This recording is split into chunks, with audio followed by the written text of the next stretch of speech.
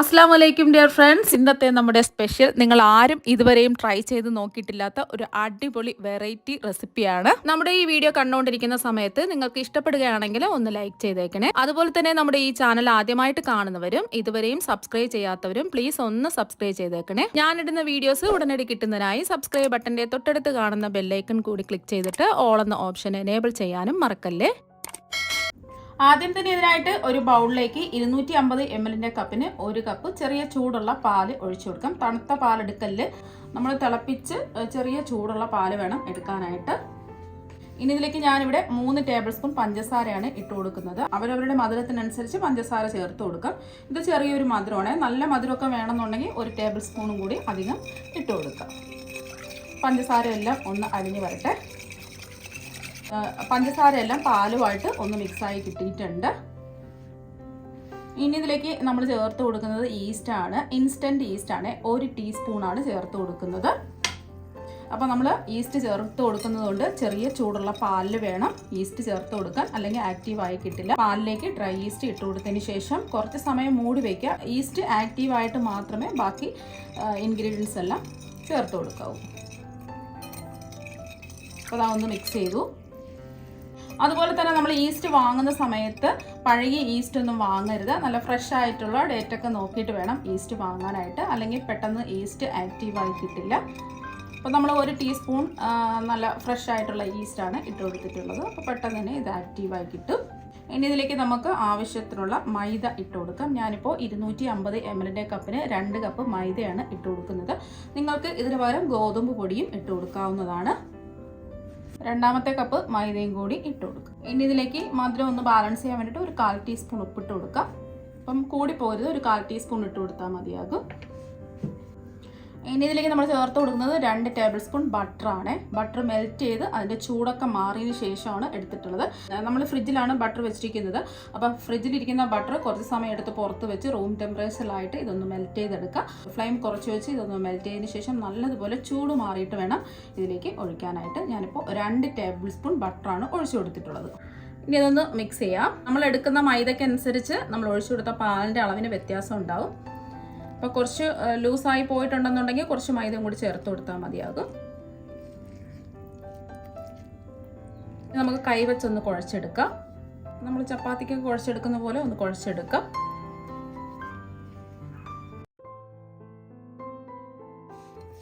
അപ്പോൾ അതാ ഒന്ന് കുഴച്ചെടുത്തിട്ടുണ്ട്. 1 മിനിറ്റെങ്കിൽ നല്ല മാവ് സോഫ്റ്റാക്കി ഒന്ന് കുഴച്ചെടുക്കണം. മാവ് കുഴച്ചെടുക്കുന്ന സമയത്ത് ലൂസായി പോയിട്ടുണ്ടെന്നുണ്ടെങ്കിൽ കുറച്ച് മൈദ ഇട്ട് ഇതുപോലെ ഒന്ന് ഉരുട്ടിയെടുക്കുക. ഒരുപാട് അങ്ങ് ലൂസായി പോകാൻ പാടില്ല, പക്ഷേ മാവ് നല്ല സോഫ്റ്റും ആയിരിക്കണം.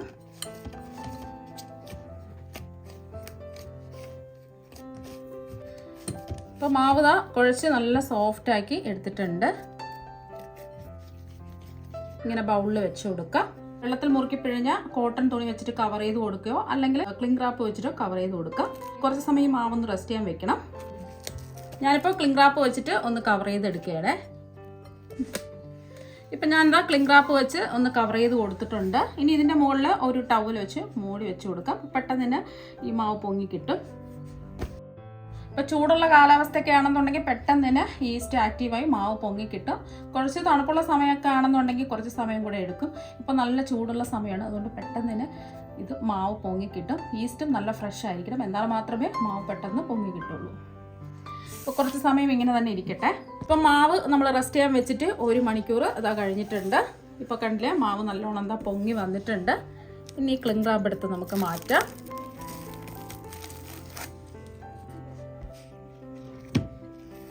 ഇനി ഇത് ഈ ബൗളിൽ നിന്ന് കൗണ്ടർ ടോപ്പിലേക്ക് എടുക്കാം ഈ മാവ്. അപ്പോൾ മാവ് കൗണ്ടർ ടോപ്പിൽ വെച്ച് കൊടുത്തിട്ടുണ്ട്. ഇനി ഇത് 2ആയിട്ടൊന്ന് കട്ട് ചെയ്യാം.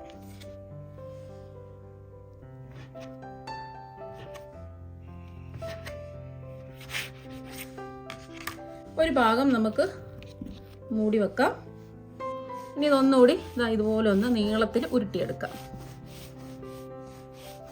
ഉരുട്ടിയെടുത്തിട്ടുണ്ട്. ഇനി ഇത് ചെറിയ ചെറിയ പീസുകളായിട്ട് ഒന്ന് കട്ട് ചെയ്തെടുക്കാം.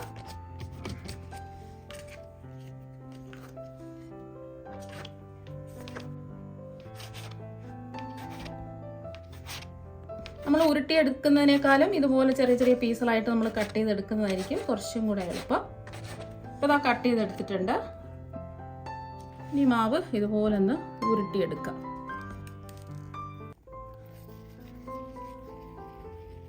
ഇപ്പം ഞാൻ ഒരു ചെറിയ നാരങ്ങ വലിപ്പത്തിലാണ് മാവ് എടുത്തിട്ടുള്ളത്. ഇതുപോലെ ഒട്ടും സ്ക്രാച്ച് ഒന്നും ഇല്ലാതെ ഉരുട്ടിയെടുക്കാം. ബാക്കിയുള്ളതെല്ലാം ഇതുപോലെ തന്നെ നമുക്ക് ഉരുട്ടിയെടുക്കാം. ഒരു ഭാഗം നമ്മൾ മുറിച്ച മാവ് ഇതാവുന്ന ഉരുട്ടിയെടുത്തിട്ടുണ്ട്. ഇത്രയും പീസുകളാണ് കിട്ടിയിട്ടുള്ളത്. ഇത് നമുക്ക് മൂടി മാറ്റി വെക്കാം. മുറിച്ച മാവ് മാറ്റി വെച്ചില്ലേ, അതാണ് ഇതുപോലെ ഒന്ന് ഉരുട്ടിയെടുക്കുക. ഒട്ട് കുഴക്കൊന്നും വേണ്ട, ഇതുപോലെ ചെറിയ രീതിയിൽ ഒന്ന് ഉരുട്ടിയെടുക്കുക. രണ്ട് സൈഡും ഒന്ന് ലെവൽ ചെയ്ത് കൊടുക്കുക. ഒന്ന് ഇതുപോലെ ഒന്ന് വലിച്ചു കൊടുക്കുക. എന്നിട്ട് രണ്ട് സൈഡും ലെവൽ ചെയ്തിട്ട് ചെറിയ ചെറിയ കഷ്ണങ്ങളായിട്ട് ഒന്ന് കട്ട് ചെയ്യാം.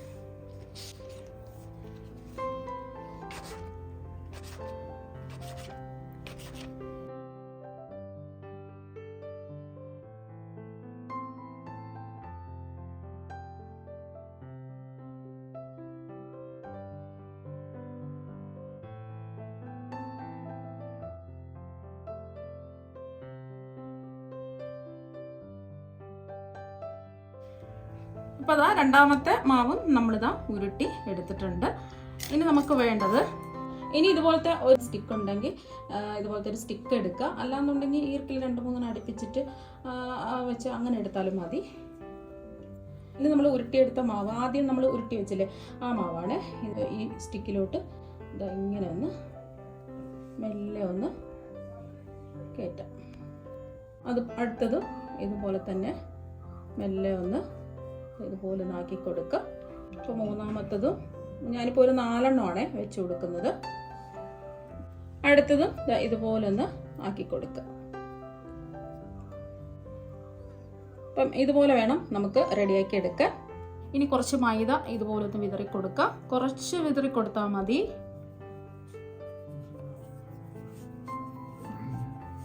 നമ്മളിതുപോലെ റെഡിയാക്കി വെച്ചത് ഇതാ ഇങ്ങനെ വെച്ച് കൊടുക്കുക. കുറച്ച് അകത്തി വേണം ഇത് വെക്കാനായിട്ട്. നമ്മളിത് വെക്കുമ്പോഴത്തേക്ക് കുറച്ച് അകത്തി വേണം വെക്കാനായിട്ട്.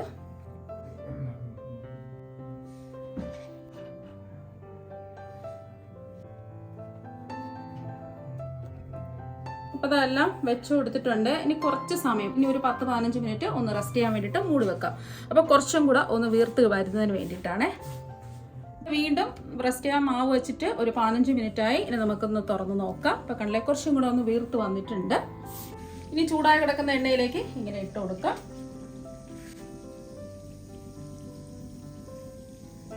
എണ്ണ അങ്ങ് ഒരുപാട് ചൂടാവാൻ പാടില്ല, ഒരു മീഡിയം ചൂട് മാത്രമേ ആവാൻ പാടുള്ളൂ. ലോ ടു മീഡിയം ഫ്ലെയിം വെച്ച് കൊടുക്കുക.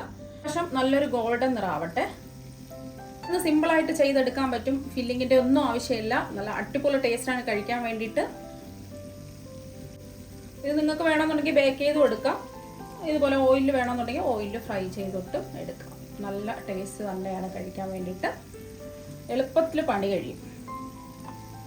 അപ്പം ഇതാ ഒരു ഗോൾഡൻ നിറായിട്ടുണ്ട്. തിരിച്ചിട്ട് കൊടുക്കാം.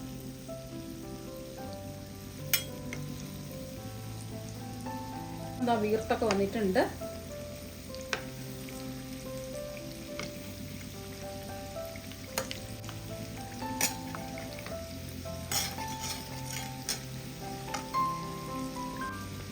രണ്ട് സൈഡും ഇതുപോലെ നല്ലൊരു ഗോൾഡൻ ബ്രൗൺ നിറാവണം.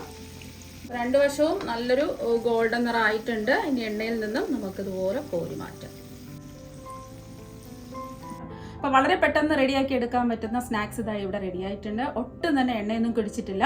ഇതിൻ്റെ പുറത്ത് കാണാൻ ഒരു ഭംഗിക്ക് വേണ്ടിയിട്ടും കഴിക്കാൻ ഒരു നല്ലൊരു ടേസ്റ്റ് കിട്ടുന്നതിന് വേണ്ടിയിട്ടും കുറച്ച് പഞ്ചസാര പൊടിച്ച് ഇതാ ഇതുപോലെ അരിപ്പയിലിട്ട് ഒന്ന് അരിച്ച് ഇട്ട് കൊടുക്കുക.